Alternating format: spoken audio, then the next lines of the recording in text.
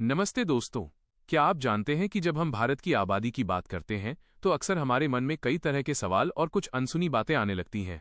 आज हम एक ऐसे विषय पर बात करने जा रहे हैं जिसे लेकर सोशल मीडिया से लेकर चाय की दुकानों तक खूब चर्चा होती है, और वो विषय है, क्या भारत में मुस्लिमों की आबादी वाकई बहुत तेजी से बढ़ रही है।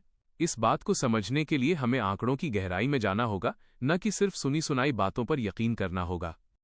अगर हम पिछले कुछ दशकों के डेटा को देखें तो यह सच है कि आज़ादी के बाद से सभी समुदायों की जनसंख्या बढ़ी है, लेकिन यहाँ सबसे दिलचस्प बात यह है कि मुस्लिम समुदाय में जनसंख्या वृद्धि की दर यानी ग्रोथ रेट अब पहले के मुकाबले बहुत तेजी से नीचे गिर रही है।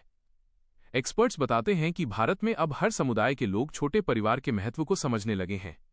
नेशनल फैमिली हेल्थ सर्वे के ताज़ा आंकड़े बताते हैं कि मुस्लिम महिलाओं में फर्टिलिटी रेट में जितनी गिरावट आई है वो बाकी कई समुदायों के मुकाबले कहीं ज्यादा तेज है।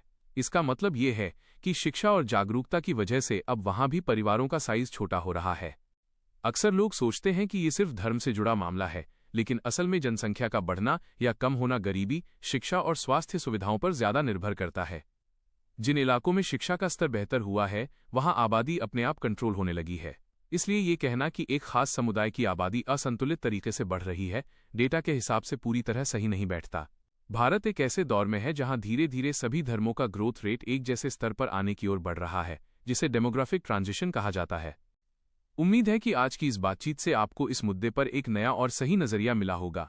अगर आपको ये जानकारी काम की लगी और आप चाहते हैं कि हम ऐसे ही पेचीदा विषयों को आसान भाषा में आपके सामने लाते रहें, तो इस वीडियो को लाइक जरूर करें।